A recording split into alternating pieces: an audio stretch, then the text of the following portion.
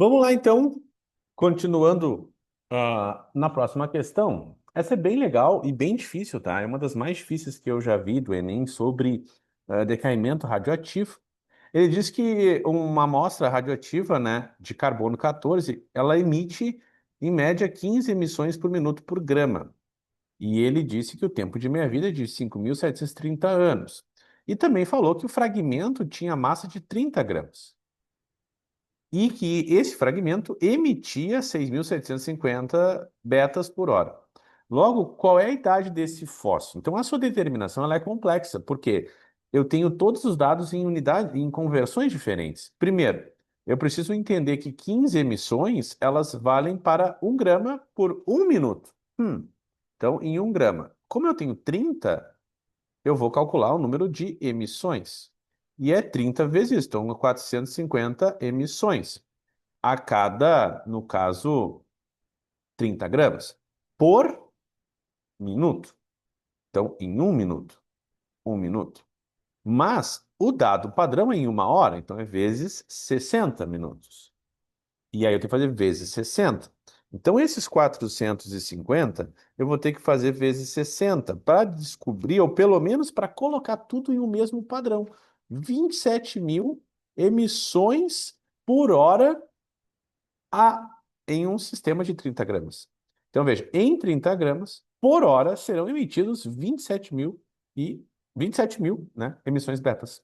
Só que aí o dado fornecido é que não está emitindo essa quantidade. Está emitindo menos, sim, porque o tempo de meia-vida está acontecendo. Então, essas 27.000 emissões, elas caíram para 6.750. Então, a metade do tempo, então a primeira meia-vida vai ser 1.350 emissões. Isso é a primeira meia-vida. E se eu usar a segunda meia-vida, ele vai cair a 6.750 emissões. Logo, esta amostra que emite 6.750 emissões de beta por hora, ela, durante o tempo, passou duas meias-vidas. E se a meia-vida é de 5.730 anos, usar duas meias-vidas, multiplica por 2, dá 11.460 anos passados. Então, essa amostra de 30 gramas encontrada, ela tem, em termos de seu tempo, 11.460 anos já passado desde que ela, então, foi descoberta. Então, é uma questão bem legal, um nível bem difícil, mas está aí toda a explicação da questão. Ela já estava também em QR Code ali para vocês conferirem de forma isolada também, tá? Eu tinha feito separado já, porque ela exigia um pouquinho dos vestibulandos. Dando continuidade aqui, a gente tem esta próxima em que ela é bem simples. O texto parece grande, e tal, fala de Chernobyl, dá o exemplo, fala do césio, e ele diz qual é a reação química que está emitindo uma partícula do tipo beta, né? Do tipo beta. E aí a gente tem que lembrar que a emissão de uma beta faz com que eu mude o elemento e aumente em um número atômico. Então, neste caso, eu tenho que procurar qual é a opção que isso acontece. Então, de 55 vira 54 na letra A. Não pode ser. Ó, não pode. Tá fora. 55 vira 54. Não pode. Né? Aí, 55 vira 52. Não. 55 vira 56. Sim. A massa não muda. Essa tende a ser a resposta. 55 vira 54? Não. Então, só saber o que acontece na emissão de uma beta faz com que tu acerte essa questão. Mas alguns acabam se confundindo e por isso que ela é considerada uma questão difícil, até certo ponto, obviamente. Já na próxima, a gente tem novamente a emissão da beta, só que agora ele quer saber quem é o elemento X. Então, a primeira coisa, se liberou uma beta, o número atômico aumenta em uma unidade. Então, esse X é 56. E a massa não muda, 137. Então, qual é o número atômico desse elemento? É 56. Letra B. Tá? E aí, na próxima, o que que nós temos aqui? Chernobyl de novo. Fala de uma amostra de 16 gramas de césio, diz ali a quantidade de 137 de massa, que após 90 anos se reduziu a 2 gramas desse radioisótopo, e ele quer saber quanto tempo foi atribuído a isso, né? Então, vamos ver qual é a possibilidade. Então, quantas meias-vidas passaram, né? Vamos lá. 16, se perder primeira meia-vida, cai para 8. A segunda meia-vida cai para 4. A terceira meia-vida cai para 2. Então, para que 16 vire 2, significa que passaram 3 meias-vidas, certo? 3 meias-vidas. E aí, ele quer saber, a pergunta que se uma amostra, tananã, após 90 anos se reduziu a tananã. Tá, então qual é o tempo de meia-vida? Então, essas 3 meias-vidas são relativas a 90 anos. Então, a meia-vida, e especificamente, é de 30 anos, porque havia passado 90, e nesses 90 acabou se usando 3 meias-vidas. Então, nesta questão, a resposta ela tem que ser letra C, 30 anos, tá? Que são bem legal também, que ela é o contrário, mas é bom a gente fazer todos os tipos de questões envolvendo radioatividade. Ela é bem frequente na prova do Enem, né? Já na próxima, a gente tem de novo aquelas questões de comparação, né? De análise e de averiguação do que está acontecendo. E aí a gente diz ali que o ítrio, então, vou botar aqui, o ítrio, cadê ele? Rubídio, estronço, zircônio, tá. Então, vamos lá, o ítrio, ele tem, cadê? Número atômico 39 e a massa é 90, tá? É produzido a partir do isótopo A, que a radiação beta, decaimento do ítrio, se transforma em isótopo B, que não é radioativo. Considerando as informações, o número atômico de Z e o número atômico de A dos isótopos A e B são, respectivamente, tananã, tananã. Bom, então ele libera uma beta. Então, o novo ítrio acaba aumentando em um número atômico, mas a massa não muda. Então, na verdade, como ele diz que esse radioisótopo ele emite um decaimento beta, eu estou mudando o seu número atômico. Então, o primeiro cara vai ser quem? Vai ser. Deixa eu só averiguar o português da questão, que eu acho que eu caí no português. Vamos ver aqui só para ver se está certo. Ele quer saber o número atômico, e o número de massa do isótopo A e do B, tá? Ele quer as pontas, beleza. E aí ele diz que o isótopo do ítrio, tananã, é produzido a partir do isótopo A. Ah, tá, beleza. Que é, tananã, tá. O núcleo do A decai uma partícula beta. Show. Transformando-se no ítrio 90, que emite radiação beta adequada.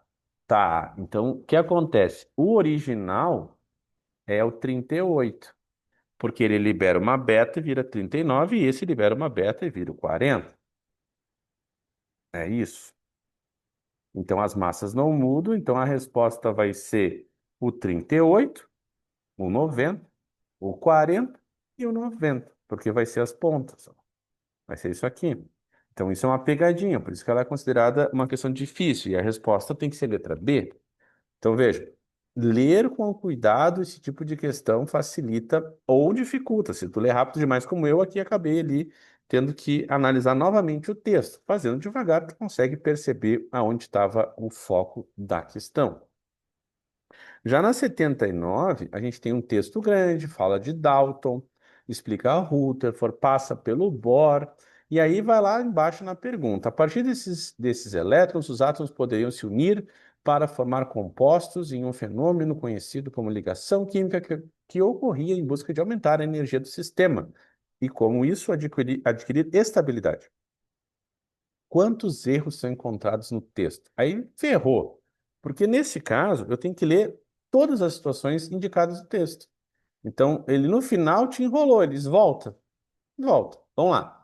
Os modelos atômicos são diferentes ideias que surgiram durante o desenvolvimento da história da ciência, a tentativa de explicar a composição íntima da matéria.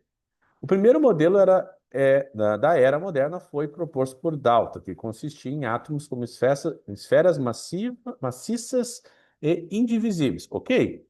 As descobertas dos elétrons, partículas subatômicas de carga elétrica positiva. Aqui tem um erro, né? Negativa, que fez cientistas provarem que um átomo era divisível, abrindo espaço para uma nova ideia. O modelo ficou conhecido como pudim de passas, atribuído a Ernest Rutherford. Está errado. Esse modelo durou alguns anos, até que o cientista Bohr propôs um modelo no qual os elétrons giravam ao redor do núcleo com energia variável. Está errado, energia constante, ao percorrer uma órbita fixa. A partir desses elétrons, os átomos poderiam se unir para formar compostos no conhecido como uma ligação química, né? Que ocorreria em busca de aumentar a energia do sistema. Não, é diminuir a energia do sistema. E com isso adquirir a estabilidade. Tu adquire estabilidade diminuindo a energia do sistema. Quantos erros nós temos? Eu achei 4 erros, pessoal, e 4 erros é a resposta da questão. Então, é uma questão trabalhosa, mas uma baita questão, na minha opinião, porque ela faz com que tu tenha que ter atenção ao detalhamento de cada coisa do texto. E ela é um bom treino, tá? Um bom treino. Já na próxima, a gente tem uma distribuição eletrônica apresentada de cada um e ele quer saber quais estão corretos ou incorretos conforme as alternativas.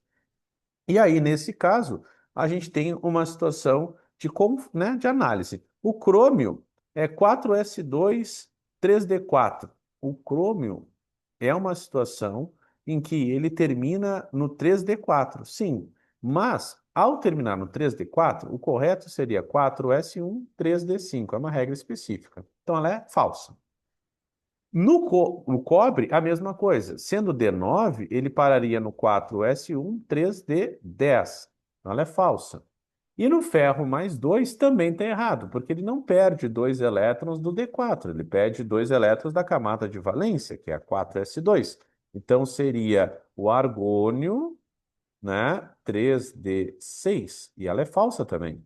Então todas estão incorretas. Então letra A aqui nesta questão, e com isso a gente finaliza aqui a número 80, né?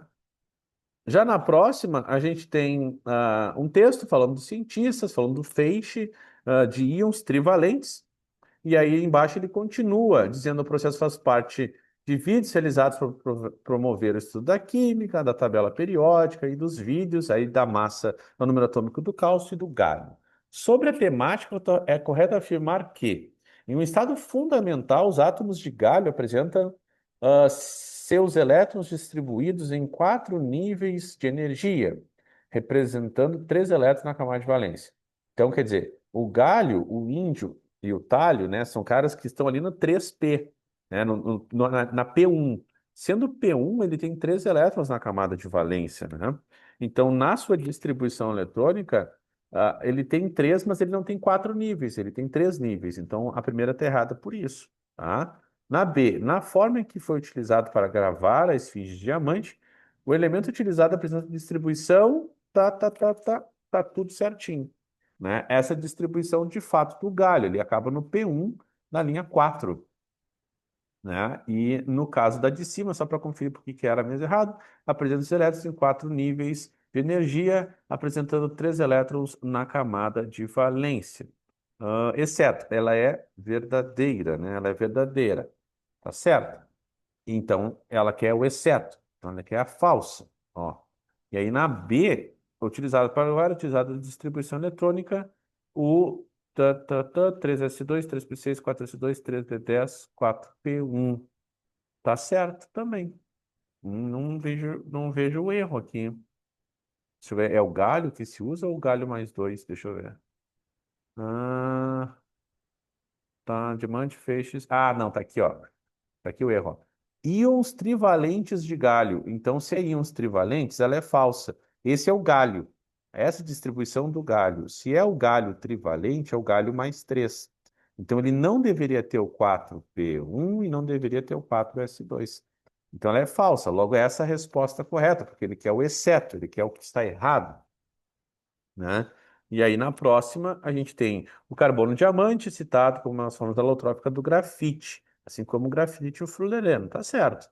Os átomos de galho, utilizados no processo de criação, pertencem ao 13, mais conhecido como 3A na tabela, e apresentam menor energia de ionização que os átomos de carbono, sim, porque está mais para a esquerda em relação ao carbono, mais para a direita e para cima, também é verdadeiro.